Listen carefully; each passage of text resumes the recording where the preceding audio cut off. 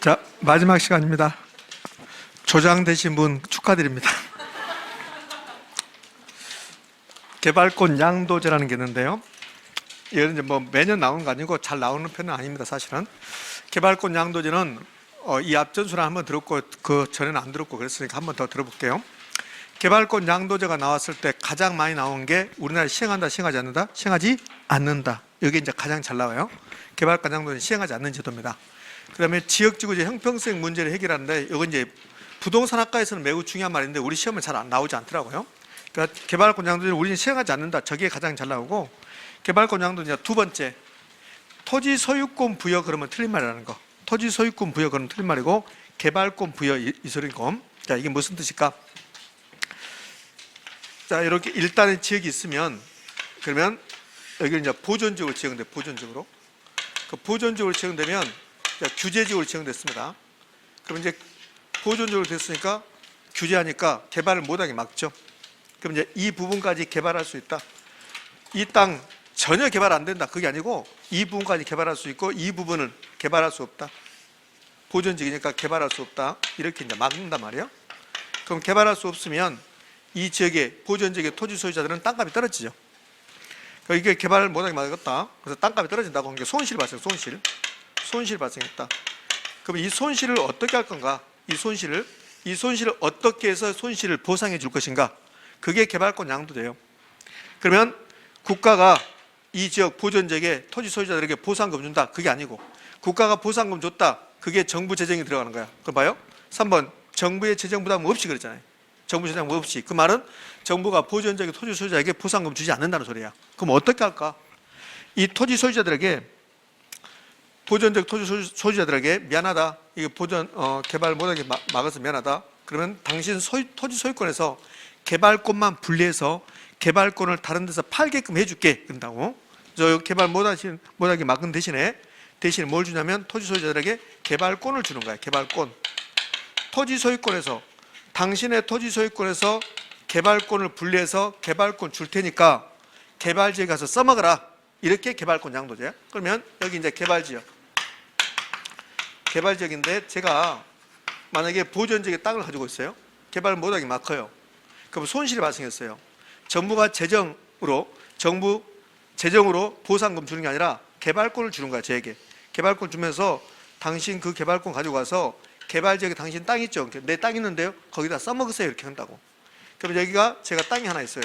그럼 개발지역은 여기까지 개발 가능하고 이 부분도 개발 가능해. 개발 가능하니까 이익이 발생한다고. 이익. 나는 개발할 수 있으니까 이익 발생하죠. 대신에 조건을 주는 거야. 어떤 조건 주냐면 당신 개발 가능하는데 개발권이 있어야 된다. 개발권 필요하다. 개발권이 있어야만이 개발할 수 있다. 그럼 유심히 한번 봐봐요. 제가 보존지역의 땅을 가지고 있는데 개발 못하게 막았어요. 그래서 손실이 발생했어요. 이 손실 대신에 개발권 준 거야. 그래서 국가가 이 개발권을 가지고 개발지역에 써먹어라. 개발지역에서 만약에 이 개발지역에서 이 부분을 개발할 수 있는데 개발권 없이 개발한다. 개발권 없이 개발할 수 있다. 그러면 이익 보는 거야. 얘가. 그럼 개발권 없이 개발할 수 있다. 이익 보고 보존지역은 손실이 발생하고. 그럼 형평성이 안 맞으니까 이 개발지역의 토지 소유자 여기 개발할 수 있는데 개발권 가져와야 된다. 개발권 없으면 개발할 수 없다. 이렇게 만들어준다고. 그럼 제가 보존지역에서 받은 이 개발권을, 보존지역에서 손실이 발생했으니까 그 대가로 받은 개발권을 개발지역에 써먹는다면, 그러면 나는 보존지역의 손실을 개발지역에 써먹었으니까 나의 손실이 있다 없다? 없다. 이렇게 하겠다는 소리야. 그게 개발권 양도제야. 만약에 개발지역 토지 소유자가 개발권 없이 개발한다. 그러면 이익 보는 거라고. 근데 개발권을 가져와서 개발한다. 그럼 이익 보는 게 없다는 소리지. 그럼 결국은 개발권 양도제는 보존지역 토지 소유자들에게 개발을 못하게 막았으니까, 분명히 토지 소유권 가지고 있으면 개발할 수 있는 권리도 있는데 개발을 못하게 막았으니까 토지 소유권에서 개발권을 분리해요. 개발권만 줄 테니까 그걸 개발지역에 써먹어라. 그게 개발권 양도제야. 그러면 규제지역 토지 소유자에게 개발권을 주고 개발권을 개발지역 토지 소유자에게 양도하여 규제지역의 손실을 완화시키는 제도. 이게 뭐다? 개발권 양도제. 그럼 개발권 양도제는 개발권을 준다는 거야. 보존적 토지 소유자들에게. 근데 개발권을 주는데 토지 소유권을 준다고 이렇게 출제한단 말이에요. 가장 최근에는 두 번에 걸쳐서 토지 소유권을 준다고 출제했어요. 그럼 틀린 지문이죠. 개발권 줌으로써 그래서 여기 개발지역에서 개발권을 써먹는다면 보존지역의 손실을 완화시키는 제도다. 그래서 규제지역, 즉 보존지역의 손실을 완화시키는 제도를 개발권 양도제라고 한다. 포인트는 개발권 준다는 거, 토지 소유권 주지 않는다는 거. 3번, 정부의 재정 부담이 있습니까 없습니까? 없어요. 정부의 재정 부담 없이 규제지역, 보존지역의 손실을 완화시킬 수 있다는 거. 이게 개발권 양도제. 자, 끝났습니다. 자, 토지은행 제도, 토지비축 제도. 토지은행 제도, 토지비축에서 가장 시험에 잘 나오는 말은 무슨 말일까? 직접 개입이냐 간접 개입이냐. 이게 가장 시험에 잘 나와요. 직접 개입, 간접 개입, 토지은행 주면서 한 5-6번 나왔습니다. 그냥 지문 주는 거예요. 토지은행 제도, 토지비축 때는 직접 개입이다 이렇게 준다고. 그러면 옳은 말이고 간접 개입은 틀린 말이고. 토지은행 제도는 우리나라에서 시행하는 제도. 두 가지 목적이 있다고 했잖아요. 토지은행 제도는 국가가 미래의 토지를 사용하기 위해서 미리 저렴할 때 사서 가지고 있다가 나중에 필요할 때 써먹는다. 이게 토지은행 제도, 토지비축 제도. 목적이 두 개. 미래에 10년 후에 공익사업을 위해서 그래서 미리 토지를 가지고 있다가 그때 필요할 때 공익사업용으로 공급하겠다.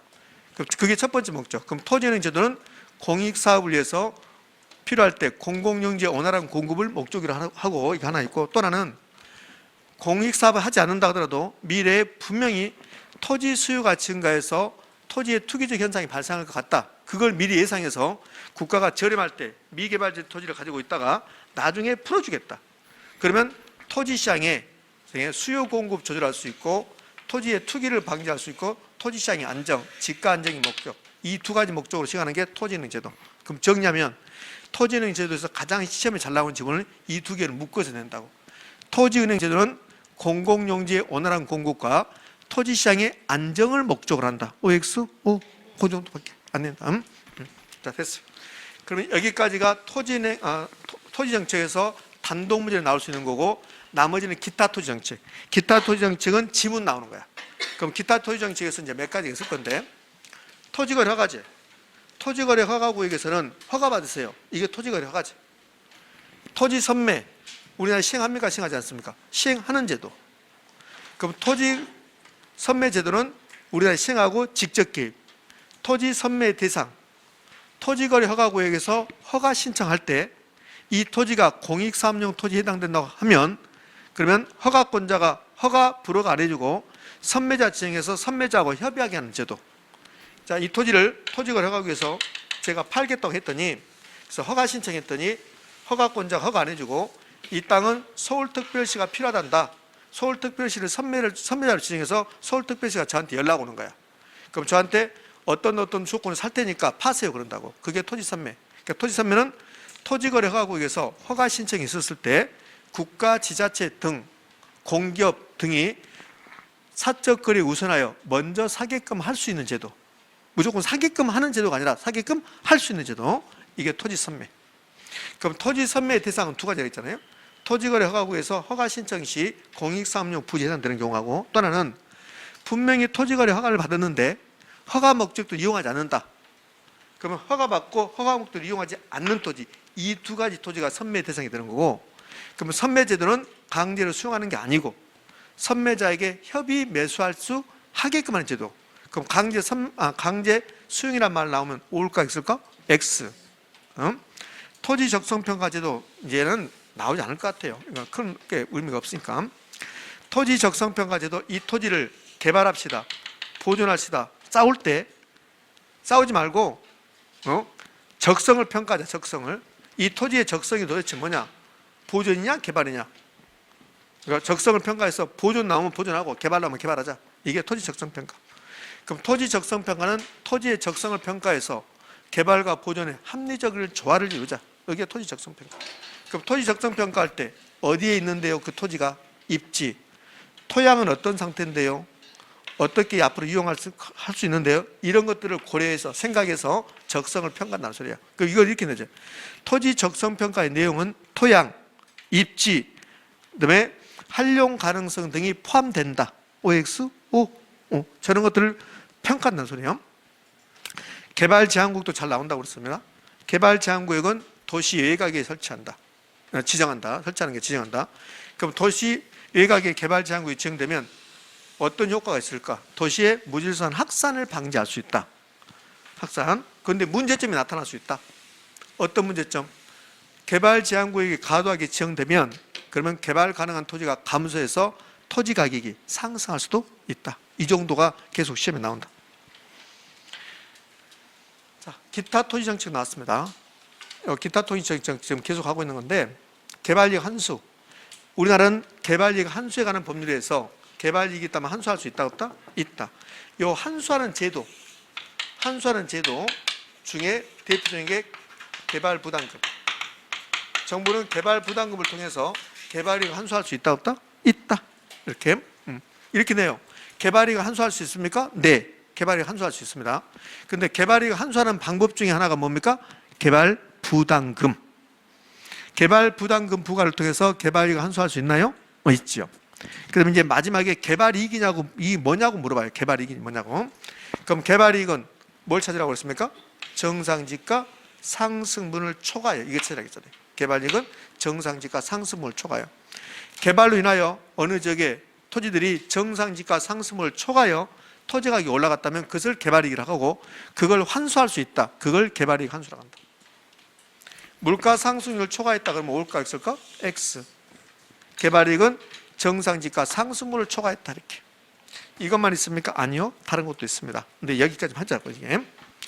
얘도 단골손님으로 책은 나오는데, 글쎄 제가 제 생각에 별로 의미가 없다 했잖아요. 몇 번 말하지만, 아니 시행하지 않는 제도를 왜 우리가 알아야 되냐고. 시행하는 제도도 모르는데. 그러니까 개발권 양도제부터 해서 여기는 시행하지 않는 제도입니다. 최근에 계속 내죠. 그래서 그냥 이거는 중에서 낸 게 아니라 그냥 예전에 냈으니까 또 내고 그런 것 같아요. 우리 중개사 시험, 평가사 시험 계속 내고 있어요. 이거 중요성은 없는데, 시행하지도 않는 제도가 뭐가 중요하다고 낸지 모르겠지만 계속 냅니다. 또 나왔으면 좋겠지만 글쎄 또 나올까 싶어요. 외우셔야 돼요. 개발권 양도제, 택지 소유 상한제, 토지 초과 이득세, 종합토지세, 공한지세, 이런 것은 지금 우리가 시행하지 않는 제도다. 이거. 이 중에서 가장 많이 나왔던 게 뭐? 개발권 양도제, 시행하지 않는다. 자, 이제 주택정책으로 가볼게요. 주택정책. 주택정책하고 조세정책이 남았네요. 주택정책은 두 개로 나눌 수 있다. 첫 번째 임대주택정책, 두 번째 분양가정책. 이 중에서 더 잘 나온 것은 뭡니까? 임대주택정책. 그 임대주택정책은 역시 또 세 개로 나눌 수 있죠. 임대료 규제, 임대료 보조, 그다음에 공공임대주택 공급, 이렇게 세 가지로. 분양가 정책도 크게 보면 세 가지가 나올 수 있어요. 첫 번째 뭐가 있어요? 분양가 규제, 분양가 상한제. 두 번째 분양가 자율화. 세 번째 선분양과 후분양의 비교. 이렇게 해서 총 6가지 내용이 나와요. 그럼 6가지 내용인데, 이 중에서 중요성 있는 거, 가장 중요한 거, 임대주택 정책에서 임대료 규제. 임대료 규제가 가장 중요하고, 임대료 규제 논리는 어디로? 분양가 규제하고 똑같다. 근데 분양가 규제의 반대가 뭐예요? 분양가 자율화. 분양가 자율화는 공부할 필요 없음. 거기는 지문 증가지 2번인가 밖에 안 나오니까. 그럼 임대료 규제가 가장 중요성이 있고, 임대료 규제 논리는 분양가 규제로 똑같게 적용되고, 그다음에 분양가 정책에서는 선분양, 후분양 역시 그렇게 중요성이 있는 건 아니고, 어쩌다 한 번씩 지문 나온 거니까. 그럼 결국은 주택 정책에서는 뭘 배운다고 생각하시면 돼요? 임대료 규제 배운다라고 생각하시면 돼요. 임대료 규제가 있고, 임대료 보조가 있고, 공공임대주택 공급이 있는데, 공공임대주택 공급은 최근에 거의 나오지 않고 있으니까, 그럼 이제 임대료 규제 갑시다. 임대료 규제 하면 넘기기 전에 임대료 규제 그러면 생각나는 말, 초과 수요란 말 나와야 되고, 임대료 규제 그러면 결국은 좋은 게 없다 그러면 돼. 임대료 규제 좋은 게 없다, 나쁜 것만 나온다, 그게 머릿속에 있으면 된다고. 임대료 규제에서 쏙쏙들이 알 필요 없다고. 임대료 규제 그러면 좋은 거 없다, 이렇게 하시면 돼. 그 분양가 규제 좋은 게 있을까 없을까? 없다, 그러면 된다고. 자, 그걸 놓고 이제 보는 거야. 임대료 규제 필기노트 58쪽이고, 임대료 규제에서 절대로 나와서는 안 되는 말, 초과 공급, 공급 가행 현상이라는 말은 임대료 규제는 나오지 않는다. 그럼 임대료 규제가 뭔데? 시장의 균형 임대료가 너무 높아. 그래서 임차인이 등이 힐 것 같아. 임차인이 너무 부담스러워. 지금 제가 무슨 말인지 아시겠죠? 그렇지. 임대료 규제는 시장의 균형 임대료가 너무 높으니까 임차인이 너무 부담스러워. 그래서 임차인을 보호할 목적으로 균형 임대료보다 낮은 수준에서 임대료를 통제하는 거야. 임대료 상한선을 두는 거라고. 임대료 최고 임대료를 정하는 거라고. 그래서 임대료 규제, 임대료 상한제, 뭐 최고 가격제라는 말은 잘 안 나와요. 임대료 규제, 임대료 상한제 이렇게 낸다고. 또는 균형 임대료보다 낮은 수준을 규제했을 때 이렇게 낸다고. 다 똑같은 말. 임대료 규제, 임대료 상한제, 균형 임대료보다 낮은 수준을 규제했을 때 똑같은 말이야. 이게 임대료 규제야. 그럼 임대료 규제는 이제 시장 분석이라 했는데 제가 여기다 그림을 통해서 이제 볼게요. 여기다 그림 봅시다. 임대주택 시장의 수요 곡선입니다. 임대주택 시장의 공급 곡선입니다. 이 공급선 임대인, 수요가 임차인 그러겠죠. 여기가 지금 임대주택 시장이야. 여기가 균형점에서 임대료, 균형 임대료. 여기 임대료니까 임대료. 여러분들 그래프 나오면 그렇게 반갑게 않게 생각하더라고. 그래프 나오면 반갑게 생각해야 되는데 그래야만이 결혼이 쉬워지는데 그래프 나오는 순간 별로 안 좋아하는 것 같아. 그럼 그래프 그리지 말고 그냥 말로 해버릴까 그냥. 또 싫다네 또. 그래프 그려야 된다네. 여기 이제 균형점이고 균형거리량, 여기 거리량이니까. 그럼 임의의 숫자를 한번 써볼게요. 거리량 100개. 그럼 균형 가격, 균형 임대료. 균형 임대료가 한 달에 50만 원. 자, 이 상태가 지금 임대주택 시장이라고. 이게 거리량도 적절하고 임대료도 적정하다면 정부는 굳이 개입할 필요가 없겠죠. 근데 요 50만 원이 너무 비싼 거야. 그래서 임차인이 부담스러워. 임차인이 등이 힐 것 같아. 그래서 나온 노래가 있잖아. 등이 힐 것 같은 삶의 무게 이런 노래도 나왔잖아. 그런 노래가 옛날에 있었어. 있었죠? 왜? 내가 불러보라고요? 그런 노래가 있었다는 거 알지. 뭘 노래를 또 불러. 여기 음악 시간이야? 음악 시간입니까? 돌림 노래를 합시다. 그럼 돌림 노래 1절. 그 다음에 이렇게 돌림 노래로 한번 해봅시다. 이렇게. 50만 원이 너무 비싸니까 임차인들이 부담스러워요. 정부가 임차인을 보호할 목적으로 이 균형 임대료보다 더 낮은 수준, 균형 임대료 50만 원 낮은 수준에서 임대료를 통제하는 거야. 이걸 높은 수준에 안 낸다고. 임대료 규제란 균형 임대료보다 높은 수준에서 이렇게 낸다고. 그러면 틀린 말이야. 낮은 수준에서 통제하는 거야. 그래서 30만 원 규제 임대료를 30만 원. 그러면 30만 원 임대료를 정했다. 그 임대료를 균형 임대료 낮은 수준에서 통제한 거라고. 임대료 상한선 30만 원이다. 30만 원 받으라는 소리가 아니라겠잖아요. 그럼 임대료 규제했는데 규제 임대료 30만 원이다. 30만 원 받으라는 소리가 아니라 30만 원을 넘어가지 말아라. 최고가 30만 원이다. 임대료 상한선이 30만 원이다. 그래서 임대료 규제는 임대료 상한제, 최고 가격제 이렇게 부른다겠잖아요. 그럼 30만 원 받으라는 소리가 아니고 30만 원 넘어가지 말아라. 25만 원 받아도 된다. 근데 25만 원 받을 임대인은 한 명도 없다. 그러면 임차인들, 여러분이 임차인이라고 봐요. 임차인 입장에서는 30만 원 규제되면 50만 원에다가 30만 원 낸다면 임대주택의 수요를 증가시키는 감소일까? 증가시키겠지. 증가. 그래서 30만 원일 때는 임대주택의 수요가 몇 개인가 볼까요? 50만 원일 때, 임대료가 50만 원일 때 수요 100개, 공급도 100개였어요. 근데 30만 원이 되면 임차인은 수요를 증가시켜요. 그럼 수요가 증가해서 30만 원이 되면 수요국수랑 만나는 점, 이 점이 돼서 120개 된다고. 자, 여기서 이제 시험 문제라고. 시장의 균형 임대료보다 더 낮은 수준이 규제한다면, 시장의 균형 임대료보다 더 낮은 수준에서 규제한다면, 그러면 임대주택의 수요는 증가할 것이다. OX? 증가잖아요. 그럼 이제 임대인, 여러분이 임대인이야. 50만 원 받아도 수지 타산에 맞지 않는다고 그래. 그래서 30만 원을 정해놓으면, 30만 원을 최고로 정해놓으면 임대인 입장에서는 정말 임대주택 사업하기가 싫어져. 그래서 임대주택 소유자, 임대인 일부가 다른 용도로 전환해. 타용도 전환. 나 임대주택 사업 이제 안 할 거야. 타용도 전환한다고. 그 타용도 전환한다는 말은 임대주택의 공급이 증가한다, 감소한다? 감소. 그러니까 30만 원 때는 공급수랑 만나는 점이 2점이 된다고. 또 공급이 감소 80개로. 자, 그럼 역시 이렇게 할 수 있잖아요.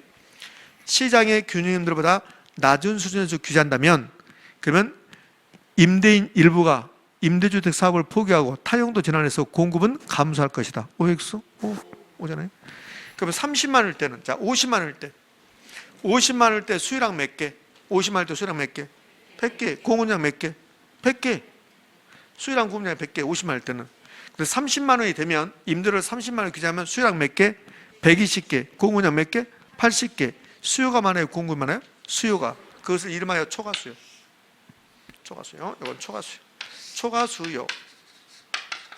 엄청나게 잘 내다가 요즘 좀 뜸해요. 균형 임대료보다 낮은 수준의 규제했다. 그러면 초과수요가 발생한다. 초과 공급이 발생한 게 아니고 초과수요가 발생한다. 초과 공급 아니라 초과수요가 발생한다. 그러면 초과수요가 발생하는데 이 초과수요를 다른 말로 공급 부족입니다. 공급 부족. 이렇게 할 수 있어요. 시장의 균형 임대료보다 낮은 수준에서 규제한다면, 시장의 균형 임대료보다 낮은 수준에서 규제한다면 공급 부족 현상이 발생할 수 있다. OX? 오. 초과 수요가 공급 부족한 거니까 이 초과 수요를 다른 말로 공급 부족이라고 한다고요. 공급 부족. 공급 부족 현상이 발생할 수 있다. 그러니까 공급 부족 현상이 발생하는 거지 공급 과잉이 발생하는 게 아니라고. 그런데 여기서 이제 두 가지를 물어보죠. 초과 수요는 초과 수요의 크기, 어느 경우에 초과 수요가 큽니까? 이거하고 초과 수요를 계산해 보십시오. 이렇게 자료를 주면서 초과 수요를 계산해 보라고 한다고. 그것은 걱정하지 말라고. 그것은 16회 때 18회 때 나오고 한 번도 안 나왔으니까, 그 뒤로는 안 나왔으니까 나중에 7월달 8월달 될 때 문제집에 나오면 한 두세 문제 나온다고. 그것만 풀어보면 돼요. 그거 풀어보면 누구나 다 풀 수 있는 게 저기 초과 수요 계산 문제예요. 그러니까 계산 문제 걱정하지 말고 초과 수요 크기, 어느 경우에 초과 수요 커질까? 여기도 탄력성이 나와. 수요와 공급이 탄력적일수록 초과 수요가 크다가 나와. 그 다음에 장기하고 단기 중에서 여러분들, 장기하고 단기 중에서 어디가 더 탄력적이야? 장기. 그래서 장기가 초과 수요가 커진다고. 초과 수요가 크다. 오케이? 자, 그러면 왜 탄력적일 때 초과 수요가 커질까? 여러분들 수요가 탄력적이다. 여기 임대료가 하락이는데 수요가 탄력적이다. 그럼 수요량을 많이 증가시킨다는 소리야. 그러니까 수요량이 이렇게 많이 증가한다고 이렇게. 그럼 공급이 탄력적이면 공급량이 많이 감소한다는 소리죠. 그럼 많이 감소한다고 이렇게. 그럼 수요 증가가 많이 일어나고 공급 감소가 많이 일어나면 초과 수요가 이렇게 커진다고 이렇게. 그러니까 수요와 공급이 탄력적일수록 초과 수요가 커진다. 기간은 단기에서 장기에서, 장기에서. 여러분들 단기는 여기서 단기는 무슨 변화가 없을까요? 공급 변화가 없어요. 단기는 공급이 감소하지 않는 거야. 단기는 이 그림은 장기가 됐을 때 공급이 감소하는 거고, 단기는 공급 변화가 없는 거야. 단기. 그럼 단기는 공급 변화가 없으면 이 그림 볼래요? 이 그림에 가면 이 그림에 가면 단기적으로는 초과 수요가 몇 개래요? 20개지, 20개. 단기에서는 공급 변화가 없고 수요만 20개 증가한 거지. 그럼 장기가 되면 초과 수요 몇 개? 40개. 초과 수요가. 이 그림이 지금 장기라고. 그럼 장기는 수요가 20개 증가하고 공급이 20개 감소해서 초과 수요가 40개야. 장기가. 단기는요? 단기는 공급은 그대로 100개야. 단기는 수요만 20개 증가한 거라고. 그러니까 단기하고 장기 비교했을 때 장기에서 초과 수요가 커지는 거야. 왜? 공급이 감소하니까. 자, 초과 수요까지 끝났어요. 그럼 이제 시장 분석이 끝났고, 이제는 이렇게 임대료 규제했을 때 나타나는 효과가 결론은 좋은 게 있다 없다? 없다. 그러면 끝난다고. 효과가 좋은 게 있다 없다? 없다. 그걸로 끝이야. 그러면 효과를 여기서 한번 볼게요. 효과 여기서 봅시다. 효과. 이제 임대인 입장에서는 50만 원 받아야 되는데 30만 원 받아라. 그럼 수지타산에 맞아요? 안 맞아요? 안 맞아요. 수지타산에 맞지 않기 때문에 수선 유지를 안 해준단 말이에요. 그러면 임대주택 질적 수익이 뭐요? 떨어진다고. 이게 좋은 게 없잖아요. 질이 떨어진다. 두 번째, 임대인들은 수지타산이 안 맞으니까 타용도 전환해요. 임대주택 공급이 감소해요. 공급이 감소하니까 주택난이 심화돼요. 그러면 임차인들이 이사 갈 곳이 있다 없다? 없어져요. 그래서 임차인의 주거 이동을 제약시켜요. 그게 이제 세 번째 나왔고, 이제 네 번째 나왔고, 세 번째가 이 그림을 보면 지금 원래 임대료는 50만 원이었는데 지금 정부가 30만 원 규제했고 공급이 80개로 감소하니까 50만 원 임대료는 없어졌어요. 이제 옛날 균형 임대료 50만 원이었다고. 그러면 정부가 말하는 임대료가 30만 원이고 정부가 말하는 임대료가 30만 원이 되려면, 이 30만 원이 되려면 공급이 120개 돼야 돼. 수요가 120개, 공급이 120개 됐을 때 임대료가 30만 원이 된다고. 근데 공급 몇 개밖에 안 돼요? 80개밖에 안 된다고. 그럼 수요는 120개고 공급은 80개밖에 안 되면 시장에서는 실제 임대료가 30만 원보다 훨씬 더 높아져야 된다는 소리야. 그래서 이 80개밖에 안 되니까 임대료가 이렇게 높아져서 실제 임대료는 이 수요자들이 지급해야 되는 임대료는 이 수요국선하고 만나는 점, 이 점이 된다는 거죠. 이게 이제 시장에서 형성된 실제 임대료가 돼. 실제 임대료. 실제 임대료는 50만 원보다 훨씬 높아서 70만 원 이렇게 된다는 소리야. 그럼 정부가 말하는 임대료는 얼마고? 30만 원이고 시장에서 형성되는 임대료는 얼마고? 70만 원이고. 그래서 임대료가 시장에서 두 개 생긴다. 이걸 이중 가격, 이중 임대료. 그러면 시장에서는 임대료가 30만 원에 거래될까요? 70으로 거래될까? 70. 그럼 현실 임대료는 훨씬 더 높아진다. 그럼 결국 임차인들의 부담이 증가할까 감소할까? 증가. 좋은 게 하나도 없잖아요. 봐봐요. 임대료 규제했습니다. 그럼 임대인들의 수지 타산이 안 맞기 때문에 수선 유지 안 해줍니다. 질적 수익이 떨어집니다. 타용도 전환해서 주택난이 심화됩니다. 임차인 이사가 거의 없어졌습니다. 그러면은 이중 가격이 형성됨으로써 오히려 임차인의 부담을 증가시킨다. 정부가 개입하지 않았다면 임차인들은 얼마 내면 돼요? 50 내면 되는데 70만 원까지 끌어올렸습니다. 그러니까 정부가 개입해서 좋은 게 있다 없다? 없다. 임대료 규제는 그렇게 되는 거예요. 임대료 규제는 이게 이제 효과입니다. 다 끝났어요. 여기서 더 이상 나온 게 없어요. 임대료 규제는 이 정도밖에 안 나오니까. 그럼 이제 보자고요. 효과가 단기, 장기 나눴는데 단기든 장기든 초과수요는 발생해요. 다만 단기는 초과수요가 작고 장기에서 초과수요 크고 수선 유지 관리 안 해준다. 질적 수익이 떨어진다. 타용도 전환해서 공급이 감소한다. 주택난이 심한다. 임차인이 이동할 곳이 없다. 임차인 주거 이동을 제약시킨다. 암시장 형성, 이중 임대료, 임차인의 주거비 부담을 오히려 뭐한다? 부담을 증가시킨다. 만약에 균형 임대료보다 높은 수준에서 임대료를 규제한다면 시장에는 아무런 영향이 없다.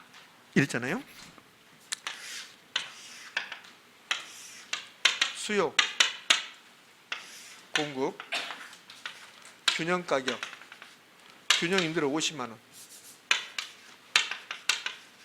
거량 100개. 자, 이 상태에 있었는데 정부가 규제 임대료를 70만 원. 70만 원 규제했어요. 규제. 70만 원 받으라는 소리가 아니라겠잖아요. 70만 원 받으라는 소리가 아니라 70만 원 넘어가지 말아라. 그럼 얼마로 형성? 그냥 50만 원. 지금 시장에서 50만 원 형성돼 있어요. 50만 원으로 이렇게. 거래량이 100개야. 정부가 70을 규제했다. 70을 받으세요. 이게 아니라 70만 원 넘어가지 마세요. 그럼 얼마? 그냥 50만 원. 됐지요? 50만 원. 그냥 50만 원. 그럼 그냥 50만 원이면 시장에는 아무런 영향이 없다. 다음. 이게 임대료 규제예요. 그럼 이걸 분양가 규제를 한번 해볼까요? 분양가 규제. 그 분양가 규제는 우리나라에 시행하고 있습니까? 분양가 규제는 우리나라에서 시행하고 있다. 그러면 분양가 규제는 시장에서 아파트 평당 가격이 예를 들어서 1,000만 원이다. 1,000만 원이다. 그러니까 정부가 이거 1,000만 원이 너무 높으니까 700으로 700만 원을 규제했다. 이게 분양가 상한제, 분양가 규제야. 그럼 700을 받으라는 소리가 700은 넘어가지 말라는 소리지. 넘어가지 마라. 이게 분양가 상한제. 700만 원 넘어가지 마라. 700만 원까지 받으라 이 소리야. 분양가 상한제 700. 그럼 700 받으라는 소리가 아니라니까. 700을 넘어가지 말아라. 그럼 삼성 650 받아도 됩니까? 그런 사람 어디가 있어요? 없지. 그러니까 원래 뜻은 600만 원 받아도 되고 500만 원 받아도 되는데 근데 다 700만 원 받게 돼 있다. 그러면 시장의 균형 가격보다 낮은 수준을 규제했다. 그러면 이제 주택건설업자 입장에서는 늘 수지타산이 맞을까 안 맞을까? 안 맞아. 수지타산이 안 맞기 때문에 주택 공급이 감소해. 그 다음에 수선 유지 같은 것도 잘 안 하고 양질의 자재를 쓰지 않는다고. 임대주택 시장에서는 수선 유지되지만 분양가 시장에서는 양질의 자재를 쓰지 않는다. 그럼 주택이 질적 수익이 높아진다 떨어진다? 떨어진다. 공급이 감소한다. 주택난이 심화된다. 그 좋은 게 없잖아요. 그러면 주택 수요자 입장에서는 투기를 유발시켜. 투기. 왜 투기를 유발시키냐면 내가 지금 700만 원에 당첨됐어요. 33평 아파트를. 그럼 당첨되는 순간 이 평당 1000만 원이 되는 거라고. 지금 시장에서 1000만 원 형성됐으니까 내가 700만 원 당첨되는 순간 300만 원 시세 차익이 발생. 그러면 분양가 상한제는 시세 차익을 노린, 전매 차익을 노린 투기적 수요가 증가한다. OX? O. 그럼 좋은 게 있습니까? 없습니까? 없어요. 안 좋은 것만 찾으면 돼. 그러니까 분양가 규제, 임대료 규제는 좋지 않는 것만 찾으면 돼. 좋은 말 나오면 넌 틀렸다 그러면 돼. 너 왜 여기서 나와? 넌 좋은 게 나오면 안 되는데 그러면 된다고. 그 분양가 규제는 전매 차익을 노린 투기적 수요가 증가할 것이다. OX? O잖아요. O. 이렇게. 그러면 분양가 규제가 이루어지면, 여러분들 규제가 이루어지면 그럼 일반적으로 주택이 공급이 증가할까 감소할까? 감소해요. 감소. 감소하니까 아무데나 분양가 규제를 하는 게 아니라고. 그럼 도시형 생활주택은, 도시형 생활주택이 왜 만들어졌냐면 주택 공급을 빨리빨리 하기 위해서 도시형 생활주택을 만들었다고. 그럼 도시형 생활주택에다가 분양가 상한제 실시하면 될까 안 될까? 안 돼. 그게 최근에 2번이나 나온다고. 그러니까 도시형 생활주택은 분양가 상한제 대상이 되지 않는다는 거. 이렇게. 자, 되고 있습니까? 저는 열심히 하고 있는데 여러분들은 열심히 눈만 깜빡깜빡 하고 있습니다. 그러면 되면 되지. 어차피 또 듣고 할 거니까. 한 번 들어도 되는 게 아니고 또 듣고 할 거냐. 자, 그다음 제가 지금 60페이지 내용 하고 있는 거 필기노트 60페이지를 보면 거기 분양가 상한제 5번 공공택지에 공급하는 도시형 생활주택 분양가 상한제 적용하지 아니한다. 됐습니까? 그거 하고 있는 거지. 이렇게. 마지막에 분양가 상한제든 분양가 규제든 임대료 규제든 시장의 균형 가격보다 더 높은 수준을 기대한다면 시장에 나타나는 효과가 있다 없다? 없다. 이렇게요. 자, 임대료 규제, 분양가 규제 끝났습니다. 그럼 이제 선분양, 후분양 한번 가볼까요? 선분양, 후분양. 선분양, 후분양은 거의 나오지 않는다고 그랬습니다, 여러분들. 예? 자, 지문 하나 나올 뿐이에요. 그러면 제가 이 후분양을 써놓지 않고 여러분 외우지 마시라고요. 이 둘 방법 중에서 선분양과 후분양 중에서 일반적으로 주택의 공급이 증가하는 것은, 주택의 공급을 증가시킬 수 있는 것은 선분양, 후분양? 선분양. 선분양은 주택이 없는 상태에서 분양이 이루어지고, 그럼 선분양은 건설업자가 자금 부담이 적어요. 왜? 선분양은 주택이 없는 상태에서 분양하고 분양 대금 받아서 아파트 공급한다고. 후분양은 공급자들이, 건설회사들이 자기가 돈 내서 그래서 공급이 이루어진다고. 그러니까 후분양이 일반적으로 주택 공급이 감소하고 선분양이 일반적으로 주택 공급을 증가시킬 수 있는 거라고. 그럼 주택 공급을 증가시키는 측면이 강한 것은 선분양. 두 번째, 이 두 가지 방법 중에서 주택의 질적 수준이 높아지는 것은 선분양, 후분양? 후분양. 후분양은 예쁘게 멋지게 만들고 분양해야 돼. 그래서 후분양이 질적 수준을 높이는 거라고. 그럼 두 가지가 정반대니까 봐요. 선분양은 부실 시공 가능하다. 품질이 져야 된다. 품질을 높인다. 반대로 생각하시면 되니까. 선분양하고 후분양 중에서 전매 차익이 발생하는 거. 전매 차익이 발생하는 거. 선분양, 후분양. 선분양. 분양권 전매 차익이 발생해서 선분양이지. 후분양은 전매 차익이 발생하지 않죠.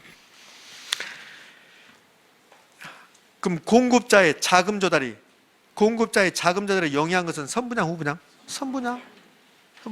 후분양은 공급자가 직접 돈을 조달해야 되니까. 건설 자금 이자. 이 아파트를 건설할 때 자금 이자는 선분양과 후분양 중에서 누가 수요자가 낸가, 누가 공급자가 낸가 그런다고. 자, 그럼 봐요. 이 후분양 제도는 건설사가 공급자인가요?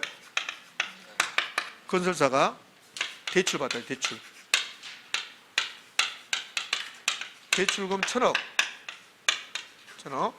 이게 건설 자금이라고. 건설 자금. 그러면 대출자가 1000억 대출 받았어요.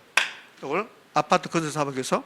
그럼 이 대출 자금 이자, 건설 자금 이자, 여기에 대한 이자는 누가 내야 돼요? 후분양에서는 건설사가 내야지. 후분양에서는. 그럼 후분양 제도에서는 건설 자금에 대한 이자를 누가 낸다?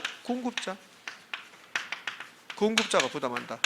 근데 선분양은 내가 주택을 분양받기 위해서 은행에서 만약에 5억을 대출받았어요.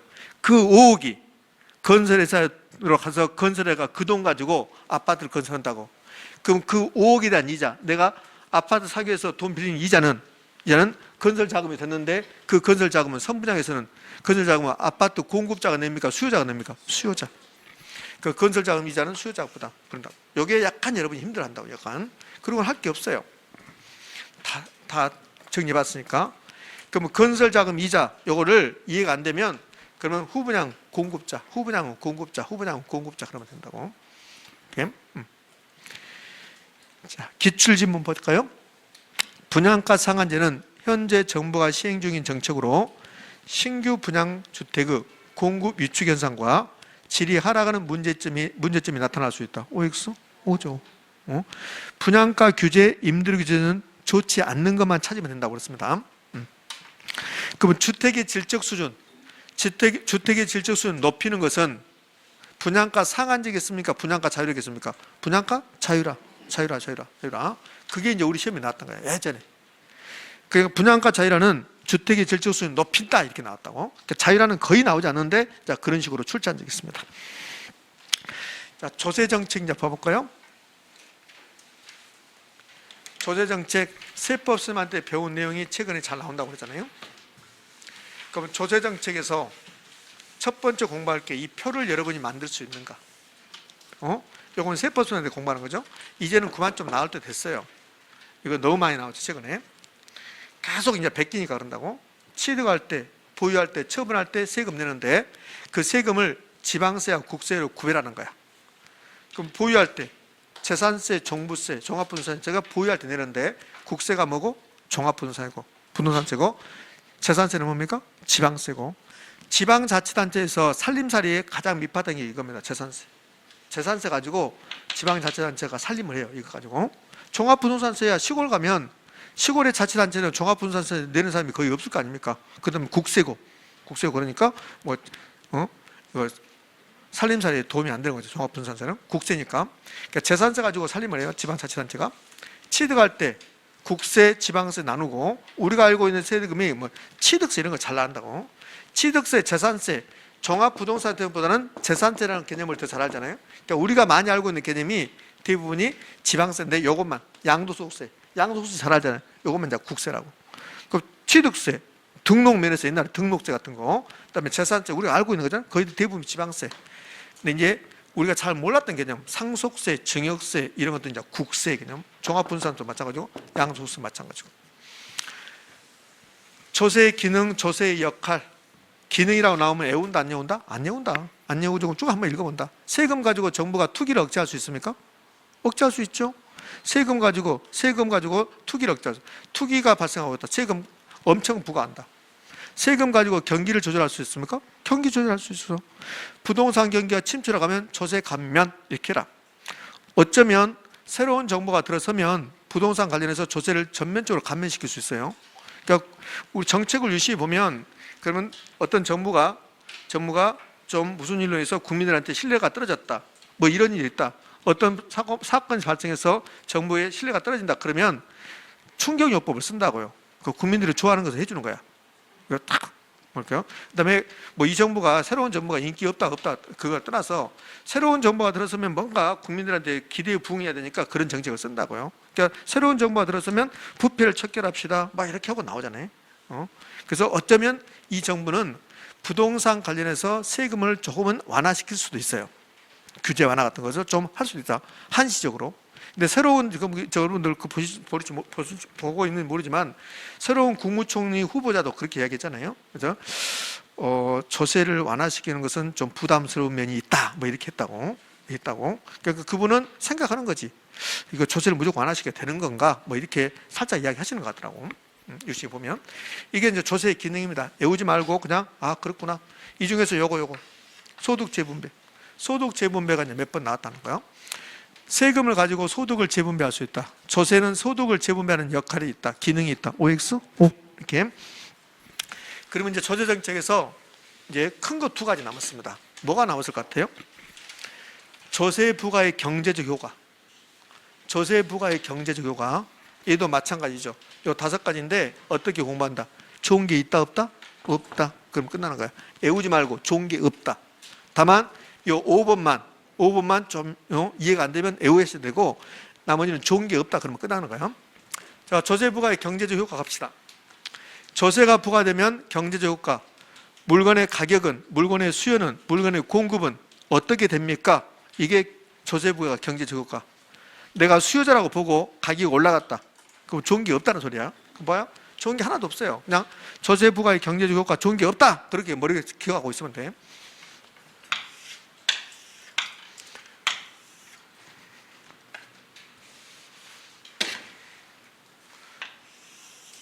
제 생각에는 2시 10분 정도 끝날 것 같아요. 이 맥주 수요 곡선하고 맥주 공급 곡선입니다. 수요 곡선, 맥주 공급 곡선 이렇게. 이 점이 균형점입니다. 맥주 균형 가격, 맥주 균형 거래량입니다. 그럼 균형 가격이, 맥주 균형 가격이 한 병에 1,000원이라고 가정합시다. 1,000원. 맥주 거래량이 100개라고 거래합시다. 이렇게. 맥주가 자원입니까? 아닙니까? 맥주는 그냥 맥주입니까? 맥주는 자원입니까? 아닙니까? 자원. 자원이라고. 아, 맥주는 자원이 아니고 술인데요. 맥주도 자원이고 다 자원이라겠잖아요. 자원. 그러니까 맥주 시장은 맥주가 자원이고, 토지 시장은 토지가 자원이고, 안경 시장은 안경이 자원이고, 다 자원이라. 여러분도 자원이고, 저도 자원이고, 여러분하고 저를 이름하여 무슨 자원? 인적 자원 그러잖아요.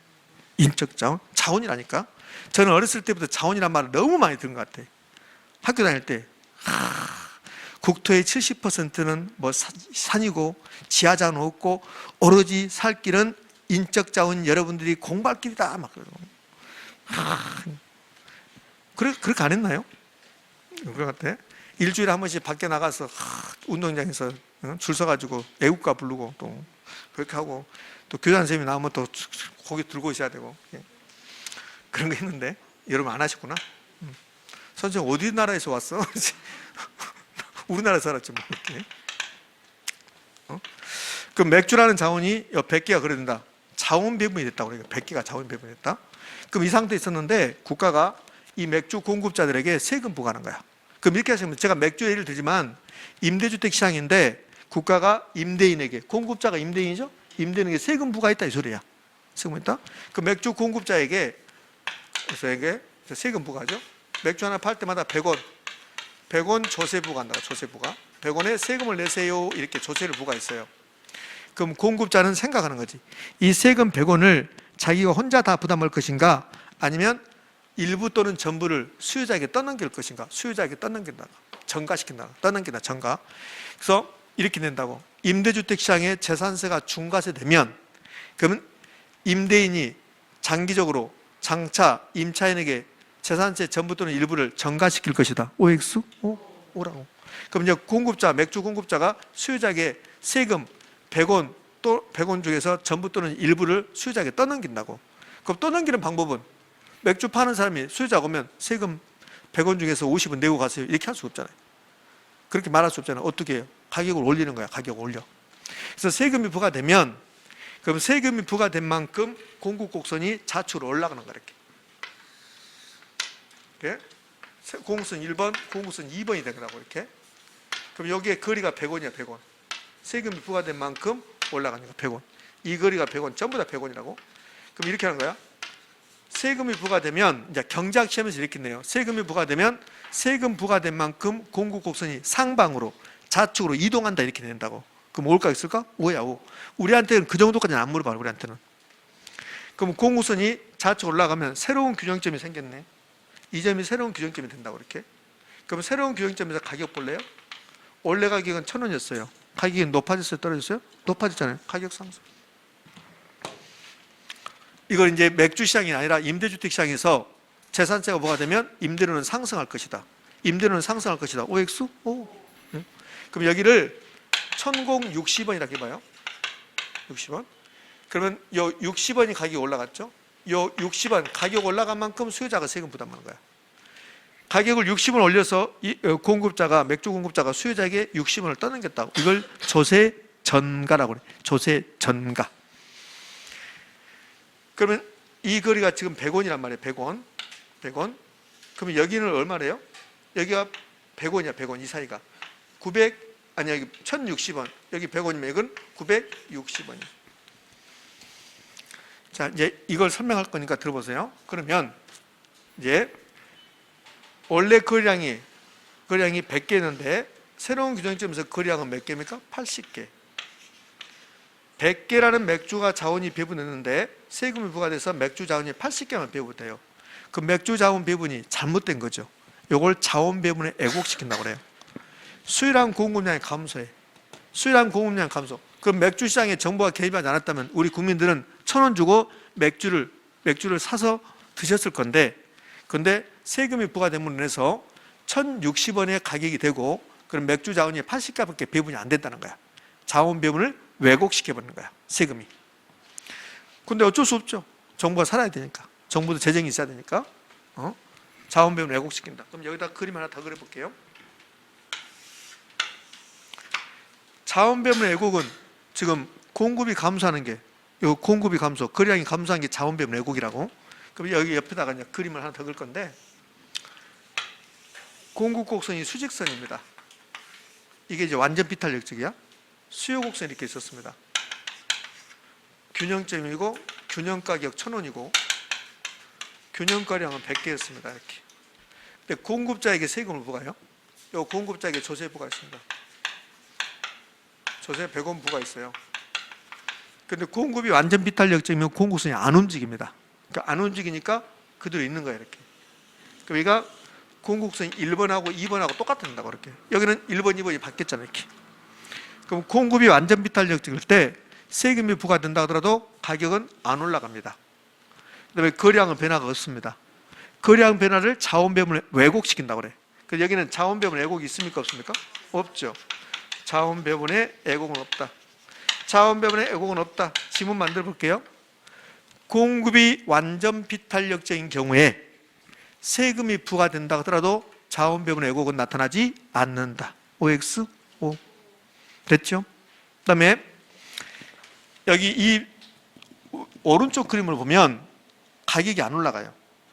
가격은 안 올라가면 이제 공급자는 1,000원 받고 물건을 팔고 세금을 100원을 내야 돼. 100원을. 그러면 이 오른쪽 그림은 수요자가 세금 낸 게 있어요, 없어요? 없어요. 가격이 올라가야만이 수요자가 세금 내는 거야. 가격이 올라가야만이. 근데 여기 그림은 가격이 올라갑니까, 안 올라갑니까? 안 올라갔죠. 그러면 공급이 완전 비탄력적인 경우에 세금이 부과된다 하더라도 자원 배분 왜곡은 없고 수요자가 내는 게 있다 없다? 없다. 공급자가 전액 부담한다. 이렇게 된다고. 일단 여기서는 공급이 완전 비탄력적일 때 자원 배분 왜곡은 나타나지 않는다. 공급이 완전 비탄력적일 때 자원 배분 왜곡은 나타나지 않는다. 요거 하나 기억하시면 돼요. 다시 이제 원상 들어가 봐요. 여기는 자원 배분 왜곡이 됐습니다. 자, 두 번째가 있었네요. 공급자의 실질 수입 값이다. 공급자의 실질 수입. 세금이 부과되기 전에 공급자는 맥주 하나 팔아서, 세금이 부과되기 전이라고 그랬습니다. 공급자는 맥주 하나 팔아서 주머니에 얼마 들어왔어요? 1,000원. 세금이 부과됐습니다. 1,060원을 받아요. 1,060원을 받는데 공급자 집에 가면 공급자 주머니에는 960원만 남아요. 왜? 100원 세금 냈으니까. 그럼 공급자의 실질 수입이 증가했대, 감소했대요? 감소. 얼마 감소했습니까? 얼마? 40원. 자, 정신 차립시다, 정신. 세금이 부과되기 전에 공급자는 맥주 하나 팔아서 자기 주머니에 1,000원 있었어요. 세금이 부과돼서 팔 때 1,060원을 받아요. 그런데 세금을 100원을 내야 돼요. 그럼 공급자 주머니는 960원이 들어온 거야. 그 얼마 손실이요? 40원 감소해요. 공급자의 실질 수입이 40원 감소하는 거야. 40원. 40원 어디로 갔대요? 세금으로 갔죠. 세금. 그러면 세금이 부과되면 공급자가 세금 부담한 만큼 공급자의 실질 수입은 감소하는 거라고. 감소. 수요자는 가격 올라간 만큼 세금 내고, 그럼 이 그림은 수요자가 60원 내고 공급자가 40원 내고 이렇게. 그러니까 실질 수입, 공급자의 실질 수입 감소. 그래서 4번에 수요자 공급자 잉여를 감소시킨다. 후생 손실이 발생한다 그래요. 그럼 이렇게 생각하시면 돼요. 완벽하게 제가 논리적으로 이야기하지 않습니다. 저 4번은 논리적으로 이야기하면 굉장히 힘들어요. 그러면 수요자 입장에서는 똑같은 맥주를 사 먹는데 예전에는 1,000원 냈는데 지금은 얼마 낸다? 1,060원 낸다. 그러니까 60원만큼 만족감이 감소한다 이렇게 생각하시면 되고, 공급자는 수입이 1,000원이었는데 960원이 됐으니까 40원이 감소한다. 그래서 공급자 만족감이 감소한다 이렇게 하시면 되고. 여기까지 좋은 게 있습니까? 없어요. 이걸 애울락 하지 말라고. 여러분 애울락 하지 말고 그냥 자원배분 애곡 정도만. 그 좋은 거 있다 없다? 없다. 그다음에 여기 사회 전체의 경제적 순손실. 일단 경제적 순손실이 무슨 말인지 모르지만 손실은 좋은 게 아니죠. 그러니까 좋은 게 없다 하시면 된다고. 좋은 게 없다 그냥. 그러니까 경제적 순손실 이것도 어려운데, 경제적 순손실도 어려운데 여기까지 냈다고. 어느 경우에 경제적 순손실이 더 큰가? 공급이 탄력적일수록 크다. 미쳐버릴 것 같아. 이렇게까지 내면 너무 어려운 게 된 거야. 자, 세금이 부과되기 전입니다. 세금이 부과되기 전이면 그러면 몇 개가 거래된대요? 세금이 부과되기 전에 몇 개 거래? 100개. 100개. 그럼 100개가 거래되면, 세금이 부과되기 거래되면 요 수요곡선하고 이렇게 해서 만나는 점하고 공급선하고 이렇게 만나는 점, 이 큰 삼각형, 이 큰 삼각형이 이제 거래가 이루어짐으로써 우리 사회 전체의 만족감이에요. 만족감. 그런데 세금이 부과되면 이제 몇 개만 거래해요? 80개. 80개만 거래한다고. 그 80개가 거래되면 우리 사회의 만족감은 이렇게 줄어들어요. 이렇게 줄어든다고. 잘 봐봐요, 사실. 색깔을 잘못 선택해가지고 지금 그 색깔이 그 색깔 같아. 세금이 부과되기 전에 100개가 거래돼요. 100개가 거래되면 이 100개니까 이 큰 삼각형이 우리 사회의 만족감이에요. 이제 색깔 됐네요. 그러면 세금이 부과되면 80개만 거래돼요. 80개. 80개만 거래되니까 우리 사회 만족감이 이렇게 줄어들어요. 이렇게. 그럼 이 부분, 이 앞부분, 화살촉처럼 나온 거, 이 앞부분, 요 조그만 삼각형, 이 삼각형은 세금이 부과되기 전에는 우리 사회의 만족감이에요. 100개였으니까. 근데 세금이 부과되면 80개밖에 거래 안 되니까 요 앞에 삼각형이 어디론가 사라져요. 세금이 부과되면 요 삼각형 부분을 경제적 순손실이라고 그래요. 요걸 경제적 순손실. 근데 여기도 어려워 죽겠어요. 여기까지. 세금이 부과되면 경제적 순손실이 발생한다. 이것도 어려워 죽겠어요. 어려운데 더 죽이는 거야 이제. 그럼 어느 경우에 경제적 순손실이 커지는가? 수요가 일정하다면 공급이 탄력적으로 커진다고. 그럼 만약에 세금이 부과되는데 이게 거래량이 50개로 줄어든다. 50개로 거래량이 50개로 줄어든다. 그럼 우리 사회의 만족감은 이것밖에 안 남아요. 이렇게 앞에 이 삼각형 이 부분까지 어디론가 사라져요. 그러니까 이 사라지는 삼각형이 경제적 순손실이라고. 그럼 만약에요 세금이 부과됐는데 이 거래량이 변하지 않는다 이거예요. 세금이 부과됐는데 거래량이 변하지 않는다. 그럼 우리 사회에 경제적 손실이 발생할까 안 할까? 안 하겠지. 그대로 100개니까. 그러면 공급이 많이 감소하면 많이 감소할수록 우리 사회의 만족감은 더 많이 줄어든다는 소리야. 그럼 공급이 탄력적일수록 만족감이 많이 감소한다. 삼각형 면적이 커진다는 소리야. 선생님 나는 무슨 말인지 모르겠다. 좋아요. 그러면 세금이 부과되면 좋은 게 있다 없다? 없다. 경제적 손실이 발생한다. 이거는 공급이 많을수록 탄력적일수록 그렇게까지 할수. 자, 여기에 이제 조세에서 가장 잘 나온 거. 좋아. 그러면 이 그림을 보면 공급자가 수요자에게 60원 떠넘겼고 얘는 떠넘길 수 없었다. 이거는 조세 전가가 없다. 그러면 조세가 어느 경우에 누가 많이 내는가? 저게 조세 전가입니다. 조세 전가. 조세 전가 귀착, 이게 조세 정책에서는 가장 많이 나온 거라겠어요. 결론은 수요와 공급의 탄력성, 상대적 탄력성 크기로 결정되는데 상대적으로 비탄력적, 상대적으로 탄력성이 작으면 세금을 많이 낸다. 그래서 비만으로 외우자 있어. 비만으로. 자, 그러면 여기 1번은 수요 탄력성과 공급 탄력성 중에서 수요 탄력성이 더 크다. 그럼 어디가 더 비탄력적입니까? 공급. 그러면 공급이 상대적으로 비탄력적이다. 그러면 세금은 공급자 네가 많이 내라. 부담이 많다. 공급자가 비탄력적이다. 비탄력적이 많다. 비만. 그러면 2번은 어디가 상대적으로 비탄력적입니까? 수요. 수요가 비탄력적이다. 그 비 많으니까 수요자 너 많이 내라. 3번 수요 탄력성과 공급 탄력성 크기가 똑같다. 그러면 절반씩 부담한다. 절반씩. 그 말은 수요 탄력, 수요자가 절반, 공급자가 절반. 결국은 수요자 부담액과 공급자 부담이 뭐다? 같다. 특수한 경우, 이제 이게 마지막입니다. 양도세, 중과세, 그건 매번 할 필요 없으니까. 자, 보자고요. 수요 탄력성이 완전 탄력적, 완전 비탄력 나왔습니다. 그럼 완전 비탄력적부터 여기 수요가 완전 비탄력적이다. 그 비탄력적이 많이 낸다고 그랬죠? 그 완전 비탄력적이다. 수요자가 완전히 많이 낸다. 그럼 수요가 완전 비탄력적이면 수요자가 다 내고 공급자 낸다 안 낸다? 안 낸다. 여기 공급이 완전 비탄력적.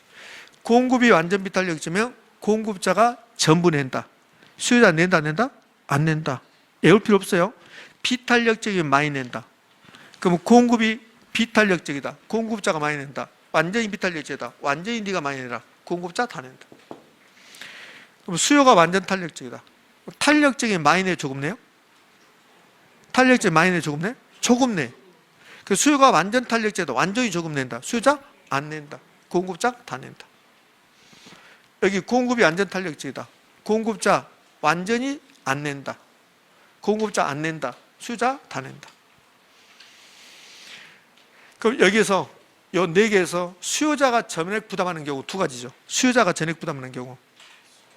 수요자가 전액 부담하는 경우 수요가 완전 비탄력적일 때, 공급이 완전 탄력적. 여기 두 가지. 이 두 가지가 수요자가 전부 내잖아요. 수요가 완전 비탄력적이거나 공급이 완전 탄력적이면 수요자가 전부 낸다는 소리야. 그 반대로 공급자가 전부 내는 경우도 있죠. 공급자가 전부 내는 경우는 공급이 완전 비탄력적이거나 수요가 완전 탄력적일 때 공급자가 전부 내는 거죠. 자, 기출지문 보고 이제 끝냅시다. 다음 주 수업은 이제 필기 노트는 여러분이 그냥 가져오셔서 보시든지 집에서 보든지 하시고, 다음 주는 제가 여기에 다음 주부터 요거 필수서 있죠? 이 필수서를 5, 6월달 과정, 7, 8월달 과정 할까요? 5, 6월달 과정은 꼼꼼히 보고 7, 8월달 과정 빨리 하고 7, 8월달 또 문제 풀어야 되니까 그렇게 하고, 다음 주는 이 필수서만 가져오면 돼요. 아니요, 요약서. 제가 필수서라는 것은 다른 데는 또 필수서라고 하니까 제가 가끔 헷갈리는데 요약서 가져오면 돼요. 요약서 가져와서 요걸 이제 PPT도 여기에 맞춰서 이루어진다고 요약서 가져오시면 됩니다. 자, 여기 마지막 봅시다. 그리고 다음 주부터 이제 수업이 진행되면 이제 많이 아니까 제가 앞부분 하다가 뒤에 중요한 내용들을 가끔씩 물어본다고. 이렇게 되어 있어요. 여러분 다 잊어버리니까 앞부분 하다 보면 그러면 뒤에 투자를 할 때 아무 생각도 없어. 그러니까 왔다 갔다 하면서 막 물어본다고. 다음 주 숙제 부동산 가격 공시 있죠? 그 부동산 가격 공시 전부 다 공부해 오세요. 나는 물어볼 거야. 여기서부터 이제 진짜로 물어볼 거야. 여기서부터 다 해오시라고. 자, 마지막 합시다. 임대주택 시장의 특성상 재산세가 부과되면 임대인과 임차인이 절반씩 부담한다. OX, X. 여기 절반씩 부담하려면, 임대인과 임차인이 절반씩 부담하려면 수요 탄력성과 공급 탄력성이 똑같아야 돼. 그래야 절반씩 부담하는 거야. 근데 임대주택 시장의 특성이 수요 탄력성과 공급 탄력성이 똑같은 게 아니라고. 그래서 틀린 집은 2번 냈어요. 자, 이제 마지막. 토지 공급의 가격 탄력성이 0인 경우에 공급이 완전 비탄력적. 누가 다 냅니까? 공급이 완전 비탄력. 누가 다 세금을 내요? 공급자가 다 내야지. 공급자가. 공급이 완전 비탄력적. 공급자가 세금을 다 낸다. 그 부동산 조세는 부가시 토지 소유자가 전부 부담하게 된다. OX? 요 토지 소유자가, 여러분들 토지 소유자가 토지 공급자입니까? 토지 수요자입니까? 요 토지 소유자가 토지 공급자입니다. 토지 공급자. 그러면 알았으니까 가방 좀 이따 싸고. 토지 공급의 가격에 따라서 0이잖아. 그럼 공급자가 전부 내야 되죠? 그럼 토지 공급자가 전부 낸다. 그 말은 토지 소유자가 전부 부담한다. 됐지요? 이렇게. 나도 빨리 끝내고 싶어. 나도 가방 싸고 싶다고. 응? 자, 고생하셨고요. 5, 6월달 과정 고생하셨고 이제 3, 4월 과정 고생하셨고 5, 6월달 과정에 요거 가져오시기 바랍니다. 자, 됐어요. 자, 다음 주에 뵙도록 할게요. 자, 수고하셨습니다.